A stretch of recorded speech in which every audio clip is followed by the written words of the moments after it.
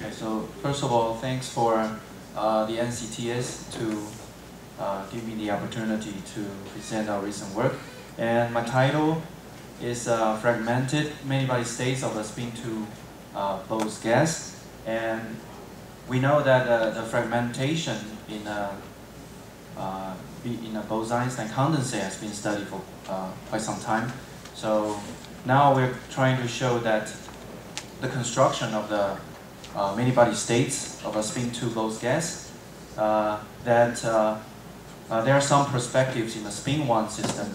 We're trying to prove that it's not applicable or it's not universal in a higher spin system. So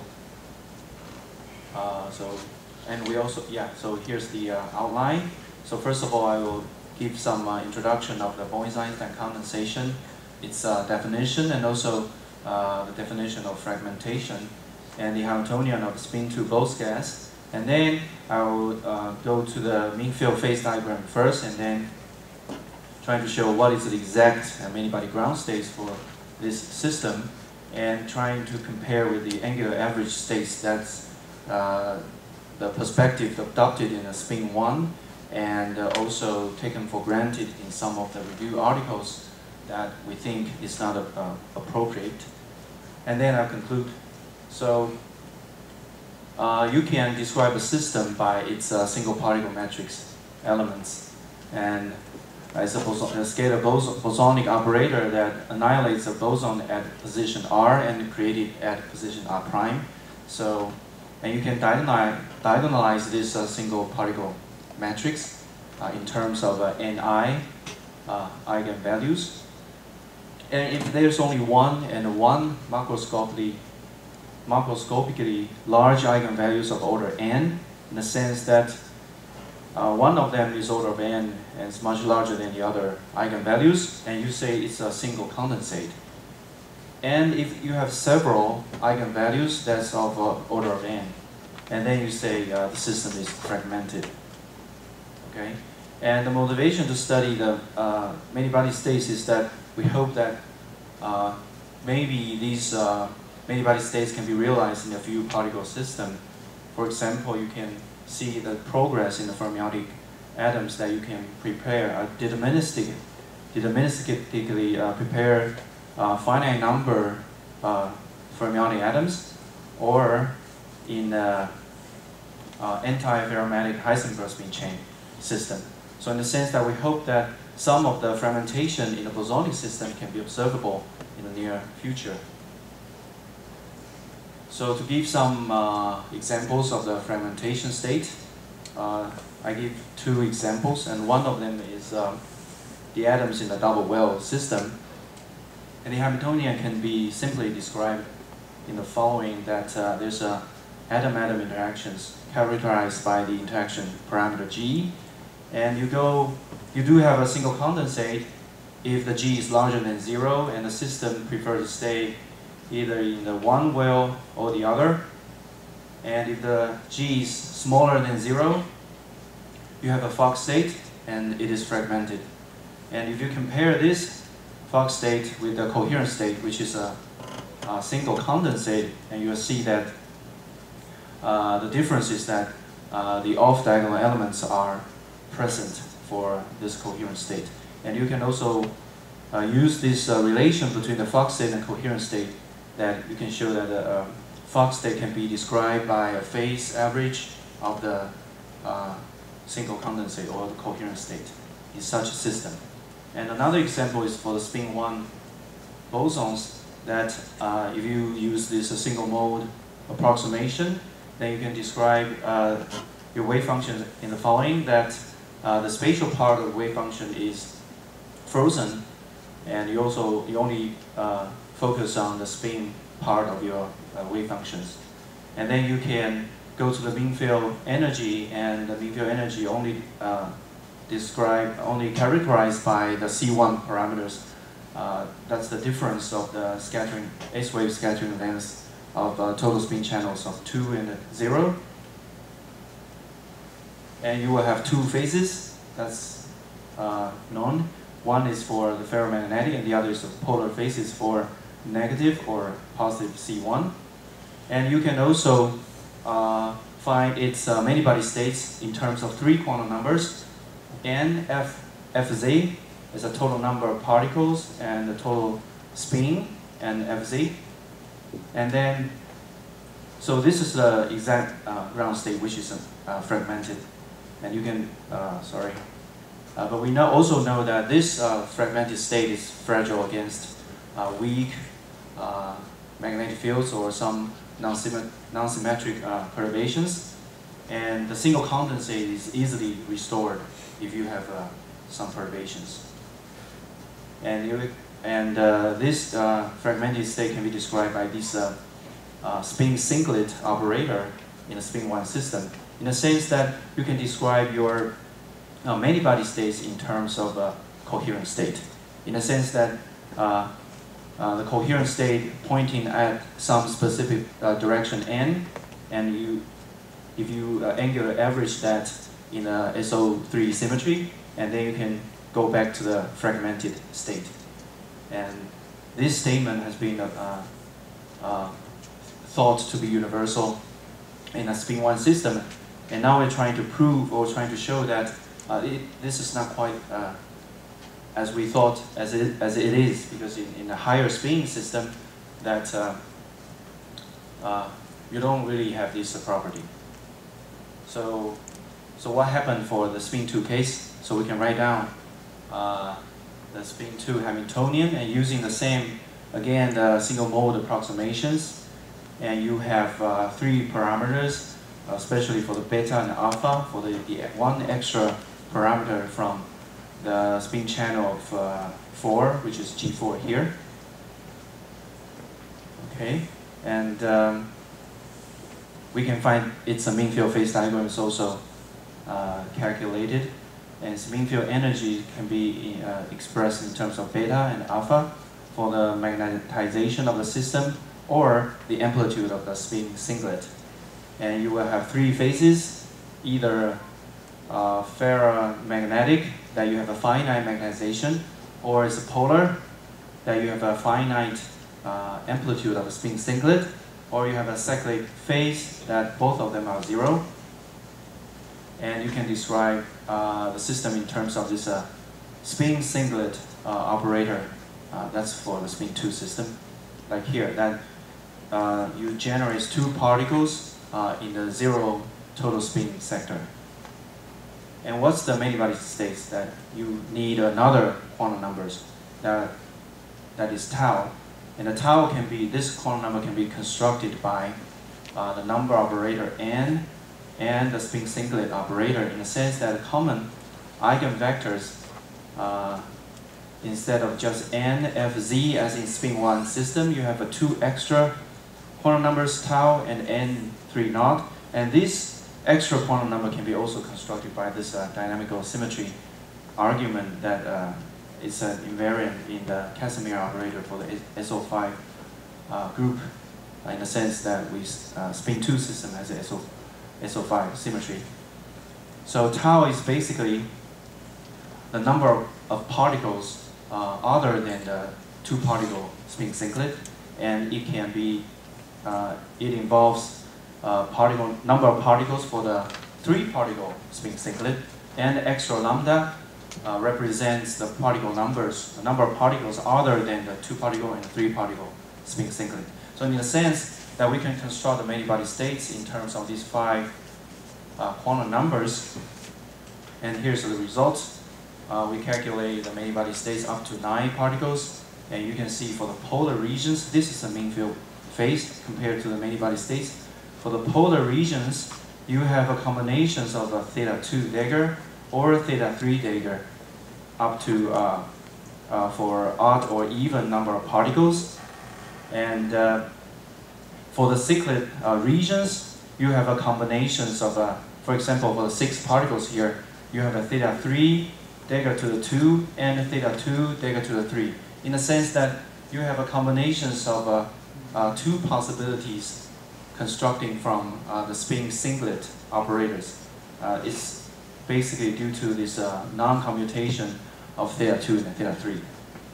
So now we compare these many-body states in terms of the angular average states. So we start from this angular averaging in the rotating matrix elements, and we can assume that we start from the mean field polar state and make a superposition of P0 or P2 mean field phase, and then you do the angular average to see if you retrieve it, if that process gives you back the many-body states.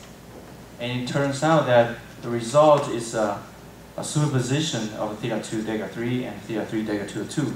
So it is not the true many-body ground states. And we can also see why this cosine 6 theta appears. Is you can also do this forward sphere average, and then you sort of angular averaging this state back to the true many-body ground states only for the even particles.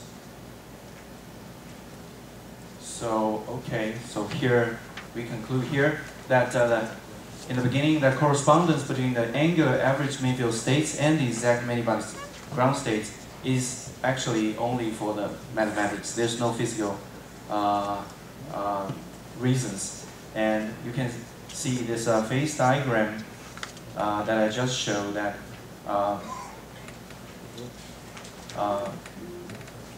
we kind of disprove the case when the number of particles is larger and equal than 6 particles, okay? And also the relation between the fragmented states and the mean field states for speed 2 are different from the introduction section that I showed for the double well case or spin 1 case. So, okay, so that's it. Okay, thank you.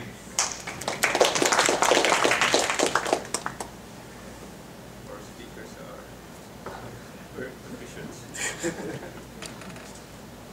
So, questions?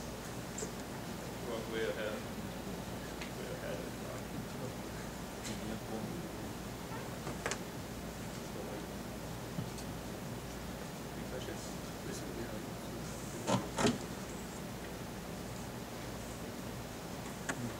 so maybe you can go back and understand what you mean by those states. Yeah, this view.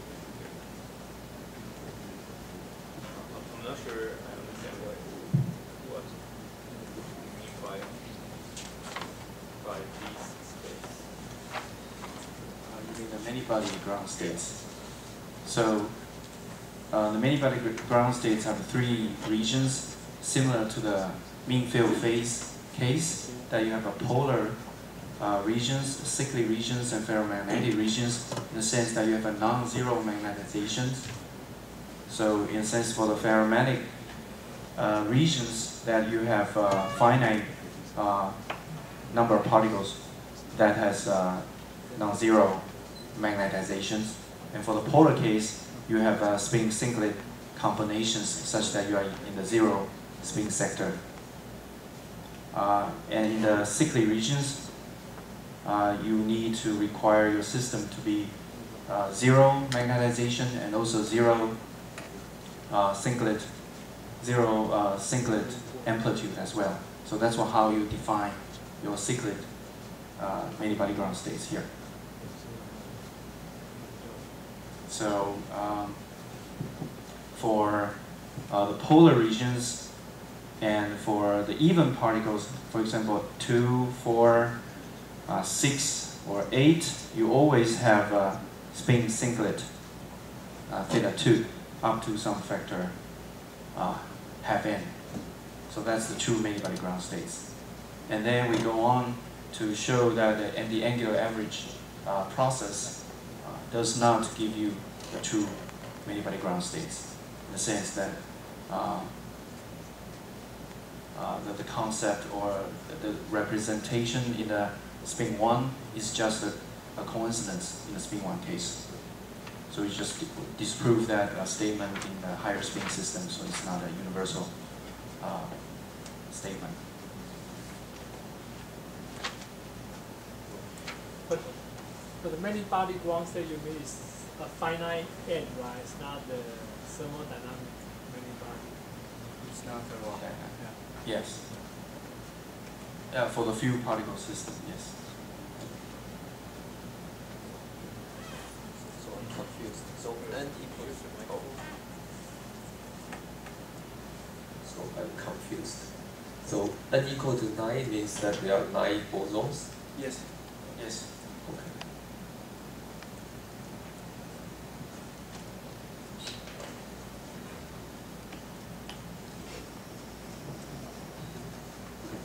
Sorry, I want to make sure so your result is within the single mode approximation. With a single mode approximation. And the exact solution for.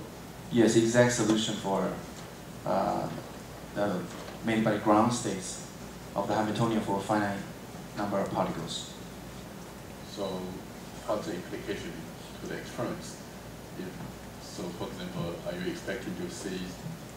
Since for the fermionic atoms, they already can prepare some finite number of particles, precise number of particles. And you're talking about spin too, right? Yes. So that's boson. Yeah, for the bosons, we hope that they can also be observable in a finite size system of bosons as well.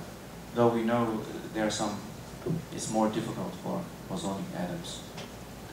So is there any energy scale that you can show here? For example, I mean, how low temperature you need to see something else? This zero temperature. Yeah, I mean, calculations, so yeah. there should be some range of the temperature, right? So for Yes. below the gap you have or something. Could you give us some idea about how large it is? You mean the temperature? Yeah, or the interaction energy. Yes, the interaction energy, so it's determined by the parameters here. The scattering length. Yeah. How large it is in general? You mean the scattering length? Yeah, I mean for some number. So if give some it's number. maybe 100 A naught, somewhat, and then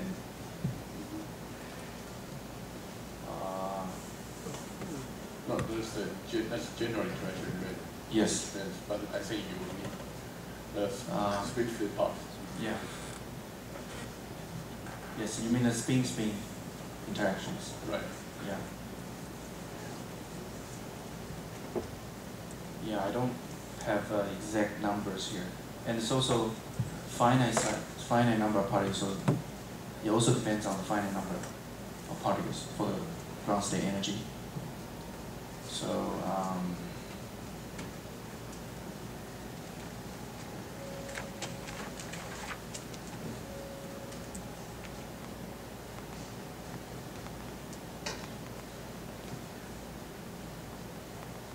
yeah, I don't know.